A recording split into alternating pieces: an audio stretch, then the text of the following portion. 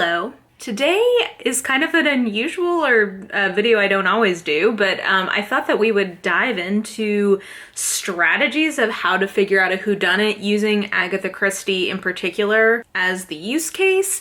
So I did a video like this past with the movie Knives Out, talking about how I figured out whodunit in that one, but this is not going to be specifically spoilery on Agatha Christie. Like, I'm not going to say like, oh, in this book I knew that it was this person because of this. But we are going to be talking in generalities that could equip you to figure out whodunit in a book. So you may be more likely to figure out whodunit based on this conversation. So if you consider that to be something that would impede your enjoyment of an Agatha Christie, then like probably don't watch this. But the idea here is just to talk through a recent analysis that was done about kind of the demographics of the perpetrators in Agatha Christie's work. And I'll leave the link to the article about this in the description box that I thought was really interesting. And reading that, it did validate a lot of my thoughts about kind of how I tend to be pretty good at figuring out whodunit in a Christie, even if I don't know how they did it or why. I usually can get a sense of who. So I thought we could talk about that article as well as just some other things that I tend to think about when I'm reading a Christie to figure out what I think the likely possible solutions might be. So starting with the article with the analysis that was done, they broke down Christie's work into a few different categories. And sorry, I'm looking at it off screen, but so they have it by age, by gender, by profession, by relationship to the victim, by motive, and by method. And they also have these elements over time, so you can also see how as Christie's work evolved, she started favoring different characteristics in her perpetrators in different ways. So that was also pretty interesting. But in terms of generality, overall, it is most likely that the murderer is a younger adult. So think like 20s, 30s, maybe. It is more likely that the murderer is male, though it's not, I would say it looks like it's roughly like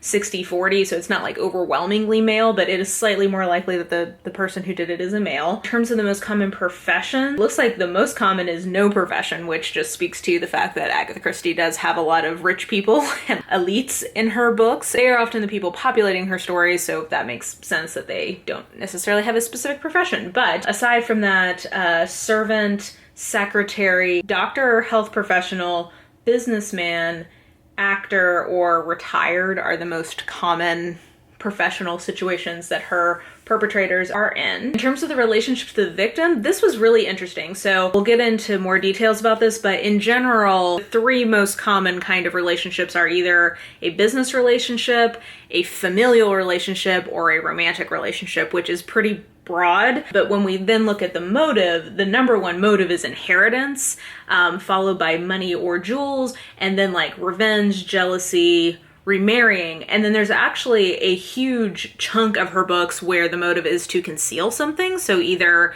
the murderer's own identity, to conceal a past murder that they did, or to just like cover up something else. So when you think about the relationship to the victim and then map it onto the motives, that I think adds an interesting kind of valence to that analysis. And then in terms of the method, I think unsurprisingly, the most common method in a Christie is a poisoning. She is well known for her knowledge of poisons because she was actually basically the equivalent of a pharmacist during World War I. Like that was her nursing responsibilities. So she actually knew a lot about poison. So it's not surprising to me that that was the most common method that she has. But, also, shooting, stabbing, bludgeoning someone, all the typical ways that humans do awful things to each other are also represented.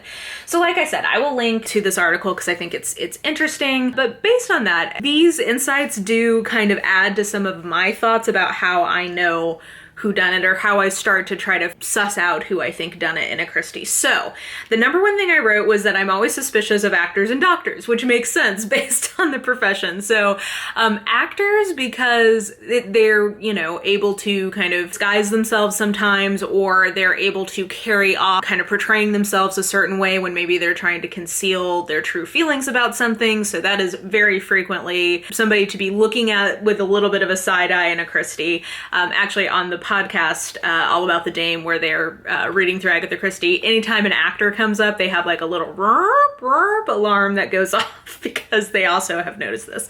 And then doctors. Even if the doctors aren't perpetrators, doctors are usually doing like shady things in a Christie. She seems to be suspicious of them for whatever reason. Again, she was a nurse in World War I, so like what did she know about doctors that we don't?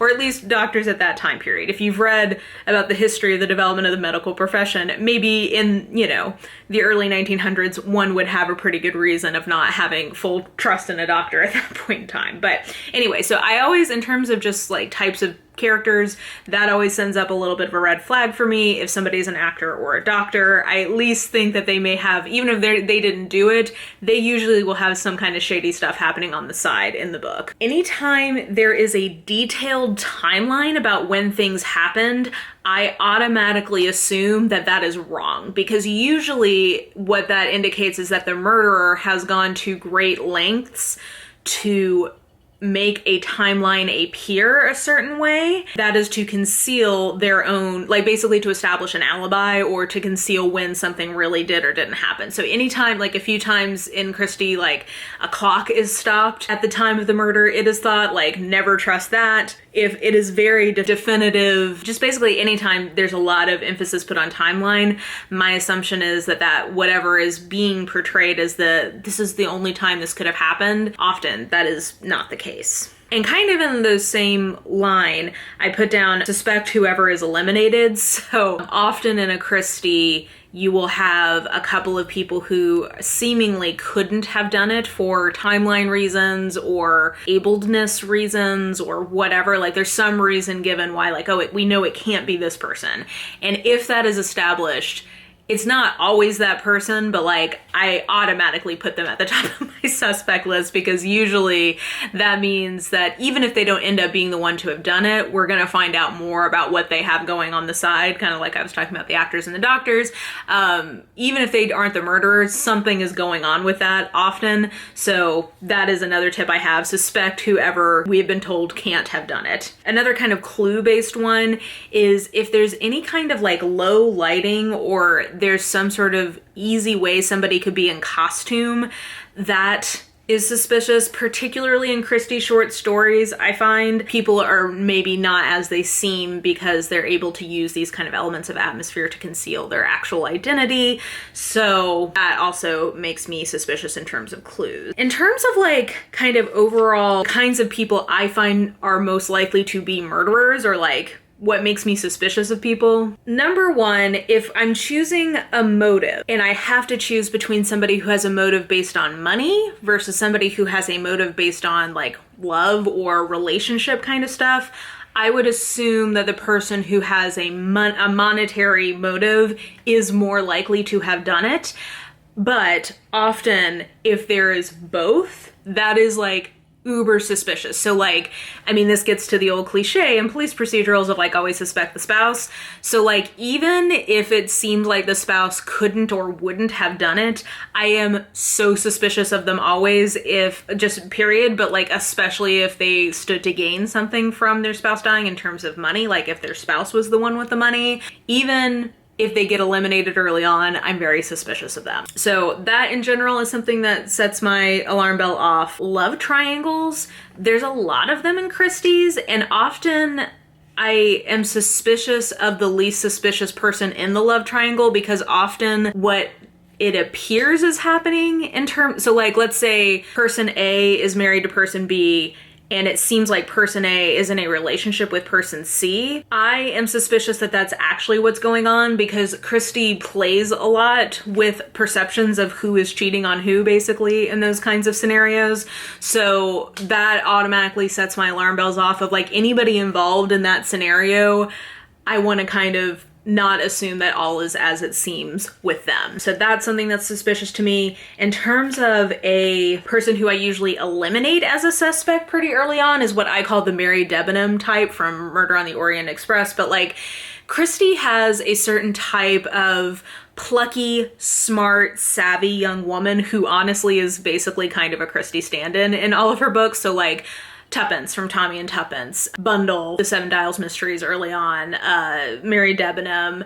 Almost like most books, you can find this young woman somewhere in there, and it is basically, like I said, I think kind of a Christie stand-in, and she is pretty much always innocent. Like, I can think of one or two examples where it turns out that she's involved in some way, but usually that person I don't think of as too suspicious because, like I said, she's kind of a Christie stand-in, and it seemed like Christie didn't really want to make herself the person who done it. So there's that. And then the last two I had are, one of them I think I can kind of quantify and the other I can't. So I have what kind of type of person is somebody, and then also blood will tell. So Christie is very into the character, like the intrinsic characteristics of somebody being the biggest clue about who they are and what they would or wouldn't do if their back is up against the wall. This is part of why I love Cards on the Table so much and why it's my favorite Christie, is because to me that is like it's such a quintessentially Christie book, because the entire thing is Poirot trying to figure out like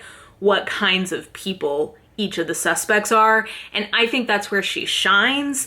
And whether or not like in real life that's a thing, that is very much kind of the core of her sense of mystery building, is what type of person, when their back is up against the wall, is most likely to act out in rage, or it is most likely to act out through violence. So a lot of what I spend my time when I'm with characters figuring out is which of these types seem like they have some sort of either cold calculation that if push comes to shove, like they will do what's in their own best interest and like will take out a threat, or somebody who like cannot tolerate being cheated on, for example. Like if there's like some sort of hot pride thing that like intrinsically their ego could not tolerate that, and they would, lash out in violence against the person, against their own partner or the person who their rival was. There is this idea in Christie that people's intrinsic qualities dictate their actions,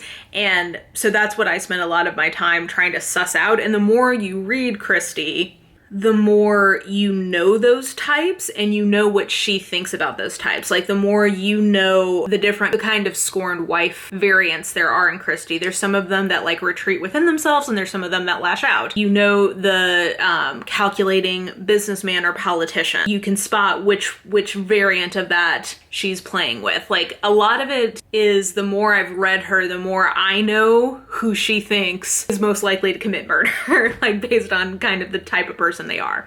So that's sort of nebulous and maybe not that helpful until you start reading a lot of Christie, but there you go. Like that is something to keep an eye out for, is like what are the intrinsic personality or characteristics of these characters that the author is showing us.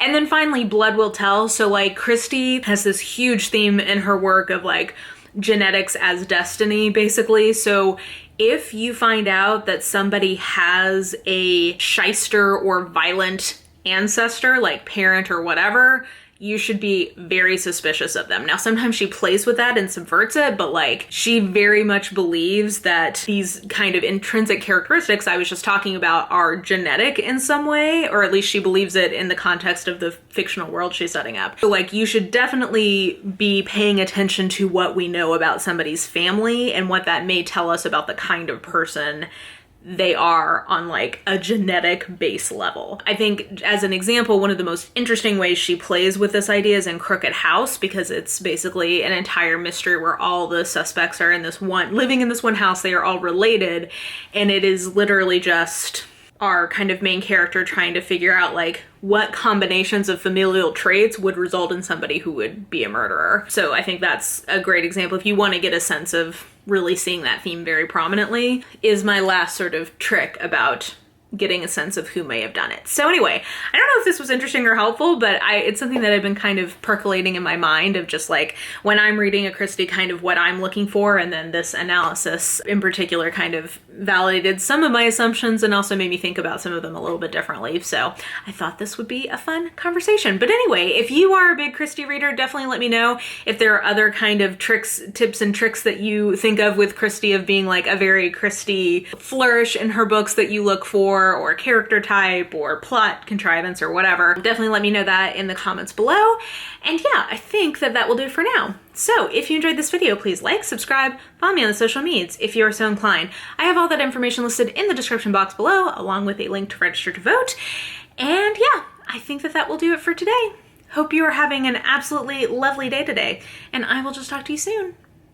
Bye!